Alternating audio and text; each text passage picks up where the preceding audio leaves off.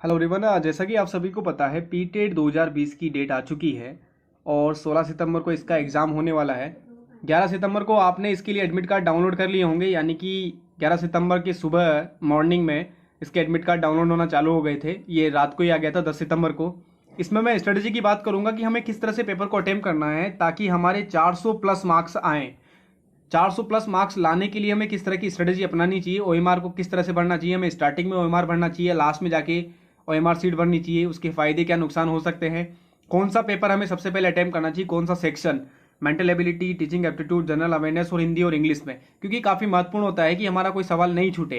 Paper attempt करने का मतलब ये है कि कौन सा सेक्शन को कितना टाइम देना है। टाइम मैनेजमेंट बहुत ही इंपॉर्टेंट रोल प्ले करता है, क्योंकि क्या होता है कि कई कई बार हमारे सवाल छूट जाते हैं। मेंटल एबिलिटी को लास्ट में करने के बाद में ये होता है कि उसके अगर 40 सवाल हुए, 10 सवाल छूट गए तो हमें सीधा सीधा 30 नंबर का लॉस, यानी कि हमारे 30 नंबर फ्री के गए। तो सबसे पहला मैं टिप्स स्टार्ट करूंगा कि ये आपका जो पेपर है उसमें 200 सवाल आते हैं और एक सवाल 3 नंबर का होता है, यानी कि 600 मार्क्स का आपका पूरा पेपर होता है। और इसमें सबसे बड़ी बात यह है कि इसमें कोई नेगेटिव मार्किंग नहीं है, यानी कि नो नेगेटिव मार्किंग।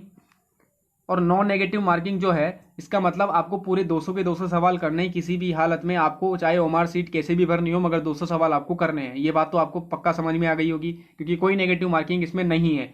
गलत आंसर के आपके नंबर नहीं कटेंगे।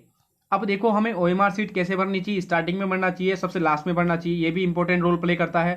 देखो, ओएमआर सीट की अगर मैं बात करता हूँ स्टार्टिंग से, तो ओएमआर सीट में सबसे पहले अपना नाम और रोल नंबर हमें ध्यान से भरना चाहिए। जैसे मान लो ये अंडरलाइन है और ऊपर इसमें नाम और रोल नंबर का सेक्शन आ रहा है, तो हमें तसल्ली से टीचर से गाइडेंस लेके उसमें नाम और रोल नंबर भर देना है, ताकि हमारे लिए कोई होचपोच ना हो बाद में कि हमारा कोई गलती हो गई, रोल नंबर भरने में कोई मिस्टेक हो गई। मान लो एक गोला छूट जाता है, रोल नंबर भरने में कोई मिस्टेक हो गई, तो हमारा दिमाग उसी में लगा रहेगा ओएमआर में ही।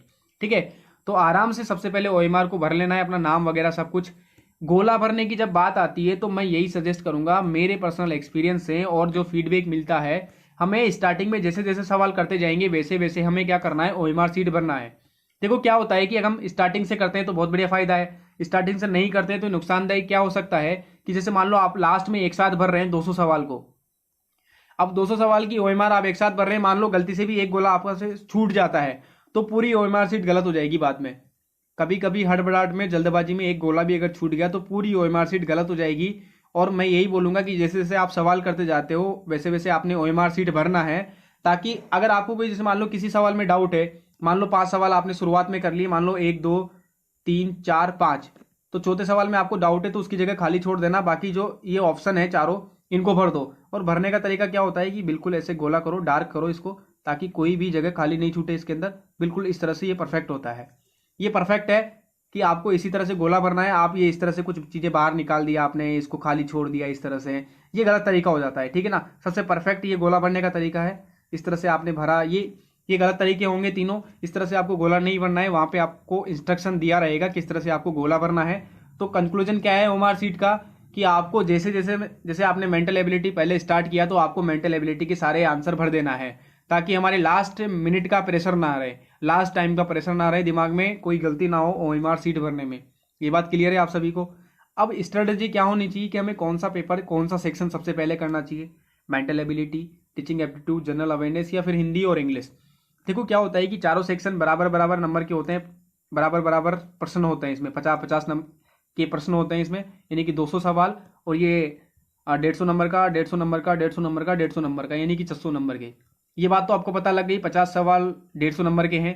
ठीक है, अब सबसे पहले मैं आपको बोलूंगा कि मेंटल एबिलिटी को आपके करना चाहिए, क्योंकि क्या होता है कि जब आप फ्रेश माइंड से जाते हो तो आपका दिमाग आसानी से कैलकुलेशन कर सकता है। ठीक है, मेंटल एबिलिटी में थोड़ा सा दिमाग लगाना पड़ता है, कैलकुलेशन होती है इसमें। तो फ्रेश माइंड से अगर मेंटल एबिलिटी करते हैं तो मान लो आप इसमें स्ट्रेटेजी बना लेना, क्योंकि इसको क्या है, 1.5 घंटे से आपको ज़्यादा टाइम नहीं देना है।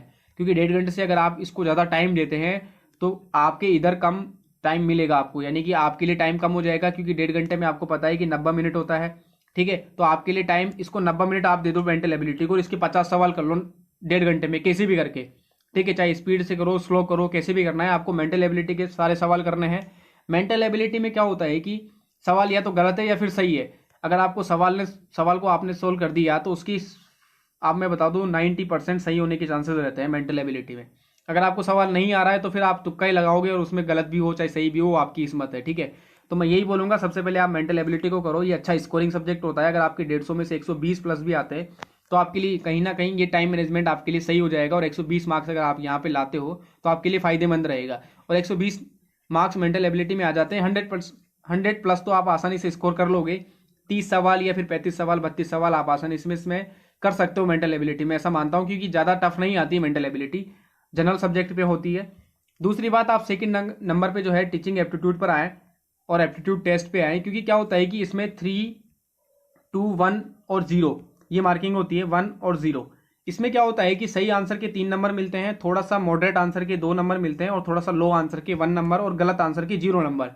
तो इस सेक्शन में एक फायदा ये रहता है कि आपको कुछ ना कुछ मार्क्स मिलेंगे यहाँ पे, बिल्कुल सही आंसर के 3 नंबर, और बिल्कुल गलत आंसर जो हमें यूं ही पता लग जाता है जिसमें 0 होता है, तो ये बहुत कम प्रायोरिटी होती है कि उसमें कुछ नंबर ही ना मिले आपको, है ना। क्योंकि टीचिंग एप्टीट्यूड में आपको ये पता तो लग जाता है कि कौन सा गलत ऑप्शन होगा, ठीक है। तो क्या होता है कि जैसे मान लो आपके सामने सवाल आ गया कि कोई बच्चा क्लास में शरारत कर रहा है, तो टीचर को क्या करना चाहिए, उसको पीटना चाहिए, प्रधानाध्यापक से शिकायत करनी चाहिए, उसको समझाना चाहिए, या माता पिता से शिकायत करनी चाहिए। तो पीटने वाला तो देखो सबसे गलत आंसर होता है, यानी कि 0 नंबर उसमें मिलेंगे, क्योंकि पीटना गलत तरीका होता है। तो आप ऐसे पहचान लोगे कि पीटने वाला हमें ऑप्शन करना नहीं है। 3 नंबर का हो सकता है कि उसको सबसे पहले समझाना चाहिए, नहीं माने तब प्रिंसिपल की नहीं माने तब माता पिता से शिकायत करनी चाहिए। इस तरह के स्टेप्स हो सकते हैं, ठीक है। तो आपको कुछ ना कुछ नंबर इसमें मिलेगा। तो सेकंड नंबर पे आप इसको अटेम्प्ट कीजिए। अगर आपके 150 में से इसमें 120 प्लस आपके आते हैं, तो मैं ये बोलूँगा ये आपके लिए भी फायदेमंद रहेगा, और दोनों पेपर में आपके 250 के आसपास नंबर आ जाएंगे। आधा काम यहाँ पे हो गया, 250 नंबर आपके आ जाएंगे। 250 नहीं आते हैं, अगर आपके 200 प्लस भी आते हैं तो भी आपके लिए फायदेमंद रहेगा, ठीक है। अब बाकी जो सब्जेक्ट है दोनों, इसमें आपको कम से कम नहीं तो 150 नंबर स्कोर करना पड़ेगा। अगर जनरल अवेयरनेस की बात की जाए और हिंदी और इंग्लिश की बात की जाए, तो मैं आपको यही सजेस्ट करूंगा कि सबसे पहले हिंदी या फिर इंग्लिश करें। इन दोनों में से हमें एक सब्जेक्ट करना है, वो आपको चूज करना है कि जैसे आपका हिंदी में अगर पकड़ है, हिंदी में अच्छी आपको लगता है कि आपकी हिंदी अच्छी है तो आप हिंदी करें, अगर आपको लगता है कि इंग्लिश अच्छी है तो आप इंग्लिश के लिए जाएं। क्योंकि जनरल अवेयरनेस में क्या होता है कि इसमें काफ़ी सारे सेक्शंस होते हैं। सेक्शंस इसलिए होते हैं क्योंकि इसमें करंट अफेयर भी आती है, और राजस्थान जीके भी आती है, इंडिया जीके भी आती है, काफ़ी सारे सेक्शंस इसमें बन जाते हैं। तो इसमें क्या होता है कि आपके नंबर आने की कम चांसेस होते हैं, क्योंकि इसमें इतनी सारी चीज़ें हमें याद नहीं होती। करंट अफेयर्स भी की तैयारी करो, नेशनल एंड इंटरनेशनल दोनों आती है, इंडियन हिस्ट्री, कल्चर, ठीक है। और बात की जाए राजस्थान जीके, ये great Indian personalities, past and present, environmental issues, knowledge about Rajasthan, तो ठीक है, काफ़ी सारा सेक्शन हो गया कहीं ना कहीं। तो ये हमें इतना सारा सब कुछ याद नहीं होता है। अगर मान लो लास्ट में हम इसे करते हैं और अगर हमारे कोई सवाल भी छूट जाते हैं तो हमें इसका दुख नहीं होगा कि ठीक है ये सेक्शन हमारा छूटा है, ये सेक्शन हमारा स्ट्रॉन्ग था भी नहीं, ठीक है। तो मैं यही बोलूँगा हिंदी और इंग्लिश में से आप एक सब्जेक्ट चूज करें। जैसे आपके 50 सवाल आते हैं, इसमें मान लो इसमें आपकी 50% सवाल भी सही है, 25 भी सही है, तो आपकी 75 नंबर भी आते हैं तो भी फायदेमंद है। और इसी तरह से 75 नंबर जनरल अवेयरनेस में आते हैं तो 75 और 75 150 नंबर हो गए आपके।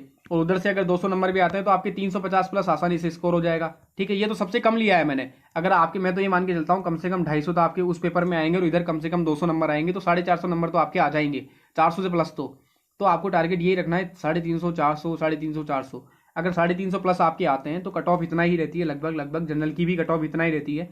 साइंस चाहे आर्ट्स किसी भी बैकग्राउंड से अगर बात की जाए तो 350 प्लस अगर आपके नंबर हैं तो आपका सिलेक्शन आसानी से हो जाएगा। पिछले सालों की जो कट ऑफ रही थी उसमें 350 प्लस में आसानी से सिलेक्शन हो रहा था जनरल में भी, ठीक है। तो 350 प्लस अगर आपके नंबर है, 360, 370 भी, तो आपका सिलेक्शन आसानी से हो जाएगा बीटेड के लिए।